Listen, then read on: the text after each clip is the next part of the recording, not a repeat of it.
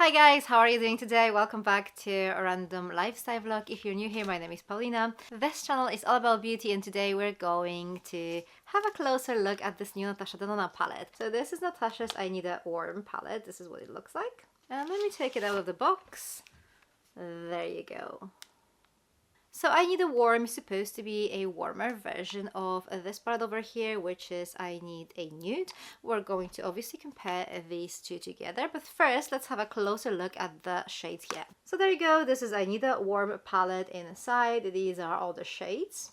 I have to admit I quite like this color story, but let's compare this now to our I Need a Nude palette, which is one over here. And you can see straight away that this I Need a Warm palette is definitely much warmer than I Need a Nude, which is the one over here. Is it the warmest palette I've ever seen? Definitely not. It's more like a warm neutral, I would say.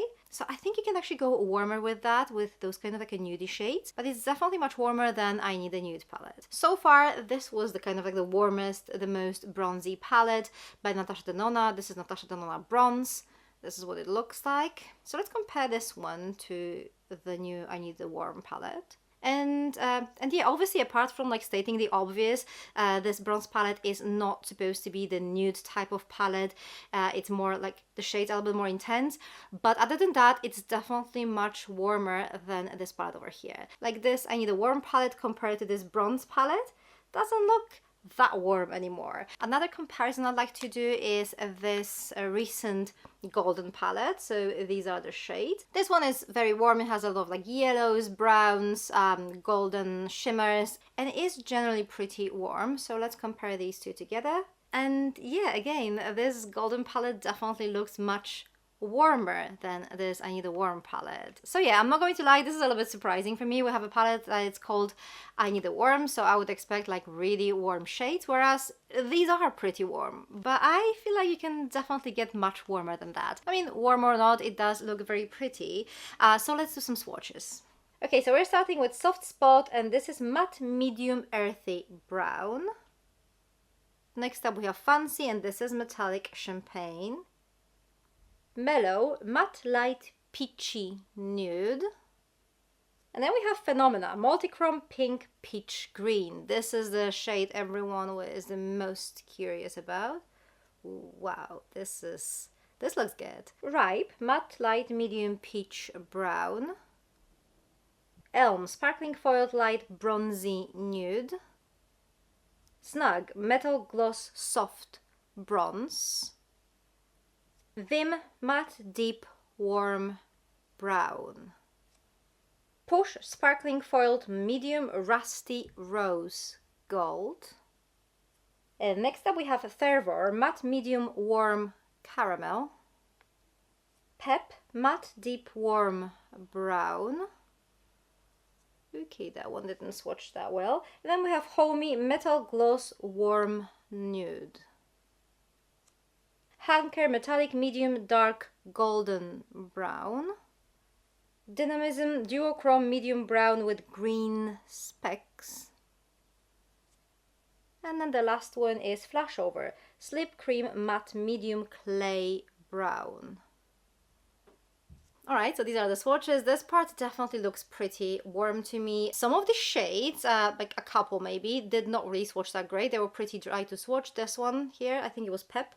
As you can see, the swatch doesn't even look that good, which, you know, not something you expect when you're buying a Natasha Denona palette. And I think there was one more that I wasn't too impressed with, but I can't remember which one that was. Anyway, the color story is really beautiful, but I do feel like some swatches were not as impressive as the rest of them. So that's something that's probably worth keeping in mind, but obviously it doesn't mean that these shades are not going to work nicely when creating a makeup with those. But since I want to give you like an honest review, that's something I kind of like needed to point out. Okay, let's work on some makeup now. Okay, so I'm back with One Eye Dawn. Obviously this is one of those palettes that is so neutral that you don't really have to overthink it. Like whatever you're going to try and do on your eyes, it should probably look quite alright. So let's recreate this makeup on my other eye, and I'm going to share my thoughts with you. So I'm starting with this shade over here, the lightest matte, which is Mellow, and I'm applying this all over my eyelid. Pretty much, I'm just not really dragging the shade up to my brow, but like pretty much most of my eyelid anyway. So as you can see, this lightest shade is kind of like barely visible on my skin. It kind of like evens out the shade of my eyelid. So we're going to continue with this shade over here, which is Ripe, and I'm just going to apply this one in my crease. So as you can see, so far so good. Everything applies nicely, looks good together. So now we're going to build it up with this shade over here, which is Soft Spot. And I'm applying this one in my outer corner. Now this shade over here, Pep, this is the one that did not really swatch that well, so I kind of knew I needed to test it out. So let's add some like depth to my outer corner with this shade here. And I do have to admit, this one actually applies quite nicely, even though it didn't really swatch that well. I'm going to apply a little bit of the same shade on my lower lash line. Then I'm going to take a little bit bigger brush, use this shade over here, which is Fervor, and I'm going to build this shade on my lower lash line. I'm trying to blend this with this darker shade Bib and kind of like create this gradient. And now I'm going to add a little bit of this shimmery dark shade Hunker to my lower lash line. And I'm only going to apply this in my outer corner here.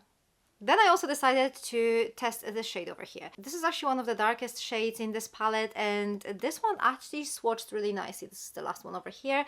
So I was really curious how this one's going to compare to the Pep one, you know, the one with like a very weak swatch here. So I decided to experiment a little bit and apply a little bit of that shade to my outer corner and see whether this is going to be visible or not. And I'm not going to lie, this shade transfers much better onto my skin. It has much more pigmentation. Granted, these shades have like different formulas, so maybe that's to be expected. But if you want the darkest, the most pigmented shade in this palette, this is going to be this one over here. Anyway, these are the mattes done. I don't really have any other problems with these. They work pretty nicely, very easy to use, very easy to blend. Everything's fine. And now we're moving on to the shimmers. And I have to say that the shimmery shades here are so beautiful. I was just looking at the swatches and I just literally couldn't make my decision as to which ones I wanted to try. So I decided to use this one over here. First, this is shade Push. This one has a little bit more creamy formula, so I decided to go with this one first. And I'm applying it with my fingertip all over my eyelid. This just looks so pretty by itself. Like, I didn't really want to add anything else, but I felt like I wanted to try as many shades as possible. So I decided to top it up with this shade over here, which is Phenomena. This one for some reason looks very pink on the camera, but now that I'm looking at it, it looks green. So this is like a proper lovely duochrome, and it has this kind of like a topper formula. So I'm just going to apply this over this Push shade that I applied before, and yeah, that actually looks even better. So I'm going to finish this off with this shade over here, Fancy. I'm going to apply this shade in my inner corner. And done. Let me just do my lashes and my liner off camera and I'll be back with my final thoughts. Alright, so what do I think? I mean, first of all, this is a really beautiful palette, very easy to use, very easy to create a really stunning makeup with it, and you don't necessarily need some professional skills to be able to create something really pretty with it. The mattes are very easy to work with, the shimmers are just stunning. So yeah, it is a very beautiful palette. But the biggest surprise for me is that I actually expected this palette to be warmer. I mean, the name of the palette, I Need a Warm. I would expect this palette to be extra warm. Whereas, I mean, don't get me wrong, it is warm, but it's more like neutral warm, isn't it? There are palettes that are much warmer in Natasha's collection. So is this the ultimate kind of like nude warm palette? No, I don't think so. It's definitely a warmer version of this I Need a Nude palette. And in reference to that palette, this name actually makes sense. But it's definitely not this ultimate warm nude palette. It's warm-ish. So the final verdict is I like this palette. I'm happy I bought it. This is a very beautiful color story, very wearable palette. The quality is good. I mean, there are some slips, but like nothing major. So I'll definitely say worth the money if this has your name written all over it. Do I need a warm? Do you know what? Personally, I don't think I do. I'm happy I have it. I'm definitely going to use this palette quite a lot. This is probably one of those palettes that you don't necessarily realize that you need until you have them, and then you end up using them because it is very wearable in the end, and it does offer like those beautiful shimmers. I don't think I personally need another nude palette from Natasha Denona, but this is not where I'm trying to criticize her for releasing a palette like that. I guess most people are not going to buy every single palette Natasha Denona releases, so if you're only trying to buy those palettes that suit suit you most, having this kind of like a nude palette in like warmer shades might be the right choice for you. So giving like so many color options for these like nude everyday palettes, that does make sense. If you're collecting Natasha's palettes though, you might feel a bit deflated because like how many more neutral palettes do we need? Well, probably not many. I'm really hoping that the next Natasha's release is going to be something a little bit more colorful.